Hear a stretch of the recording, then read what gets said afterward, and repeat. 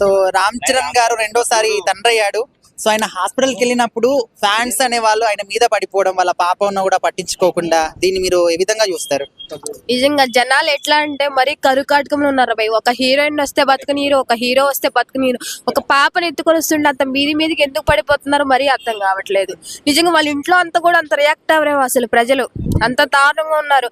సొంత ఇంట్లో పుడితేనే వాళ్ళకి ఒక స్కూల్కే కానీ వాళ్ళకి ఏదైనా పెట్టడం మన జాతగాని వాళ్ళము. చిరంజీవి వాళ్ళకి పుడితే మాత్రం జనాలు ఎగబడి చచ్చిపోతున్నారు. అది మరి ఇంత దారుణంగా ఉన్న ఒకటి అభిమానం ఉండొచ్చు, బయట నార్మల్ గా సెలబ్రేషన్ చేసుకో, లేకపోతే నార్మల్ గా ఫొటోస్ తీసుకో, వీడియో తీసుకో, అంత మీద పడిపోవడం అంత అవసరం లేదు కదా.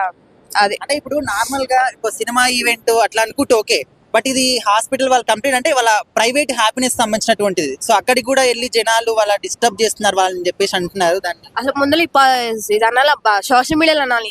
ఏదైనా సరే మెగా ఈ హీరోయిన్ కాదు, ఏ హీరోయిన్ అయినా సరే ప్రతిదీ యూట్యూబ్లలో, ఫేస్బుక్ లో అన్నిట్లు పెట్టడం, పబ్లిసిటీ చేయడం జనాలు ఎందుకు అవుతారన్న. దయచేసి వాళ్ళ సొంత ఫ్యామిలీ విషయం వాళ్ళు అలాగే ఉండండి. దయచేసి మీడియాల పరంగా కానీ వీడియోల పరంగా పెట్టి వాళ్ళకున్న ప్రైవసీ కూడా జనాలు బాగొడుతున్నారు. అంటే అక్కడ కూడా ఆయన చూస్తున్నామని చెప్పేసి ఆతృత కాకుండా ప్రతి ఒక్కరి చేతిలో ఒక ఫోన్, వీడియో.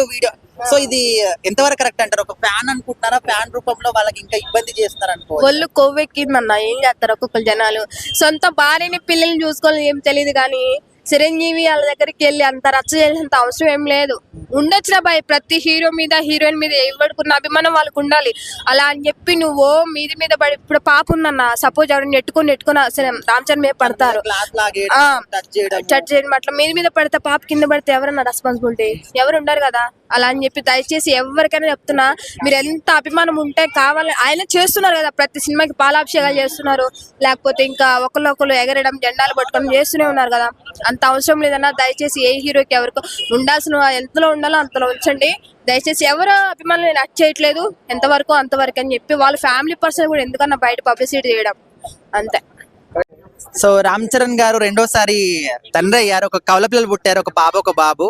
బట్ ఆయన హాస్పిటల్కి వెళ్ళినప్పుడు ఫ్యాన్స్ ఆయన మీద పడ్డం అనేది కొంతమంది తీసుకోలేకపోతున్నారు. మీరు ఆ ఇష్యూ పైన ఏం చెప్తారు?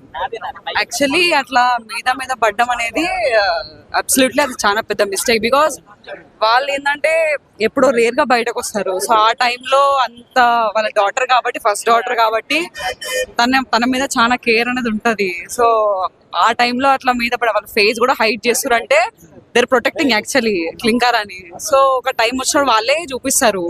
సో ఫ్యాన్స్ ఉన్నప్పుడు మినిమం డిసిప్లిన్ మెయింటైన్ చేయాలి. బికాస్ వాళ్ళు మరీ పైన బ్లాంకెట్ తీసుకొచ్చిరు అన్నప్పుడు కొంచెం రెస్పెక్ట్ చేసి మనం కొంచెం డిస్టెన్స్ మెయింటైన్ చేసి ఆఫ్టర్ దట్ ఏంటి అన్న విషయం మనం కరెక్ట్ తెలుసుకుంటే కొంచెం వాళ్ళకు కూడా నెక్స్ట్ టైం ఏంటంటారు ఫ్యాన్స్ ఇట్లా వాళ్ళని మనం కలవాలి, వాళ్ళతో టైం స్పెండ్ చేయొచ్చు అని చెప్పి వాళ్ళకు కూడా ఉంటది, లైక్ స్టార్స్ కి కానీ.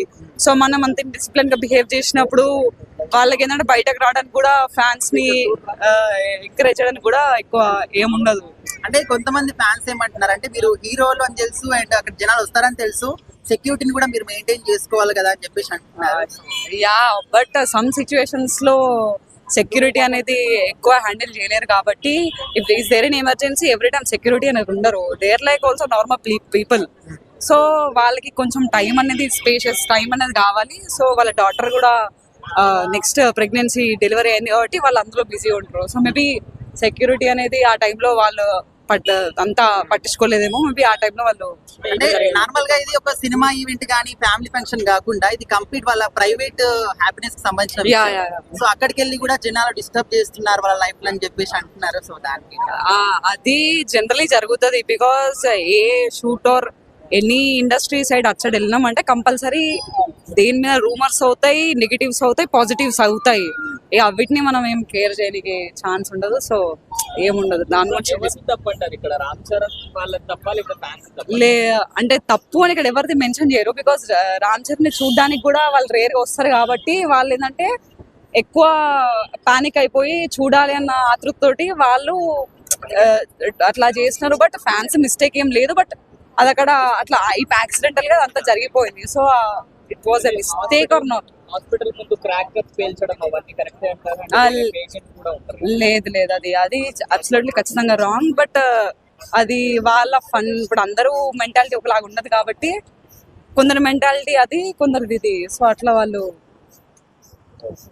Hi bro. హాయ్ అన్న. మన mega power star Ram Charan గారికి కమలలు జన్మించారు. సో ఒక అబ్బాయి ఒక అమ్మాయి ఎలా అనిపిస్తుంది?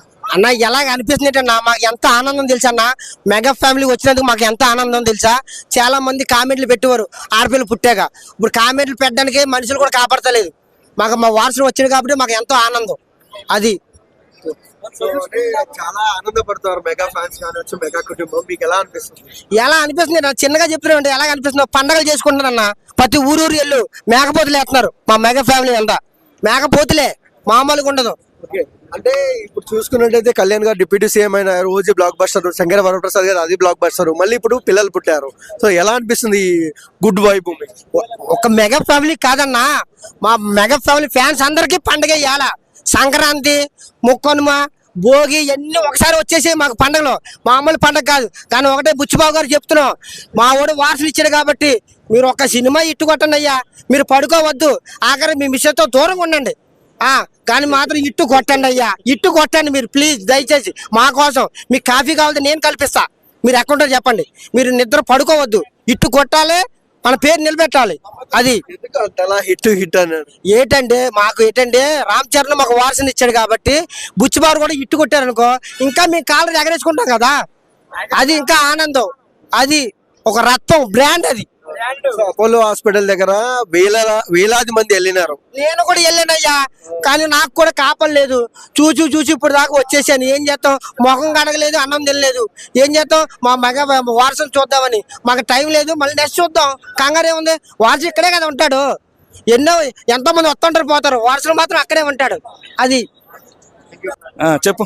హాయ్. ఇప్పుడు పెద్ద సినిమా పోస్ట్ పోన్ చేశారు కదా, ఏం చెప్తాం? మామూలుగా సాధారణంగా జరిగే ఈ రోజులన్నీ అంతకు ముందు లాగా ఒక డేట్ అనుకుంటే డేట్ రిలీజ్ అయ్యే పరిస్థితులు ఏం లేవు. అంటే ఆ డేట్ లో దురేందర్ సినిమా ఉంది, అందుకని భయపడి పోస్ట్ పోన్ చేస్తున్నారని కొంతమంది అంటున్నారు. మీరేమంటారు? అది నాన్ సెన్స్ టాపిక్, అది అనవసరమైన టాపిక్. ఒక ఏది నువ్వు చెప్పిన సినిమా యశ్వద్ కదా, దురేందర్, నాన్ టాలీవుడ్ పర్సన్స్ తమిళ్ కన్నడ వాళ్ళ సినిమాలు రిలీజ్ అవుతుండడం వల్ల పెద్ద పోస్ట్ పోన్ చేసింది అనేది అది సెన్సిటివ్ లెస్, అర్థం లేని విషయం. ఏంటంటే కొంతమంది వ్యక్తులు పుకారు చేయడం. సో ఎందుకు పోస్ట్ పోన్ అయింది అనుకుంటున్నారు? పెద్ద మార్చి 27 యాక్చువల్ రిలీజ్ అనుకున్న డేట్ వాళ్ళు మార్చి 27 ఆ టైంలో ఏంటంటే ఇంటర్మీడియట్ 10th ఎగ్జామ్స్ ఉంటాయి, దానివల్ల కొంత కావచ్చు. లేదా ప్రొడ్యూసర్స్ వాళ్ళ అమౌంట్ కానీ రెమ్యునరేషన్స్ పెండింగ్స్ కానీ ఇంకోటి వాళ్ళకు ఉండే అలాంటి ఇష్యూస్ వల్ల, లేదా సినిమా పోస్ట్ ప్రొడక్షన్స్ ఏమైనా లేట్ డిలే ఉండడం వల్ల డిలే అయి ఉంటుంది. ఓవరాల్ గా పెద్ద పోస్ట్ పోన్ కరెక్టా రాంగ్? సహజంగా ఇప్పుడు జరిగేటి అవన్నీ కామన్.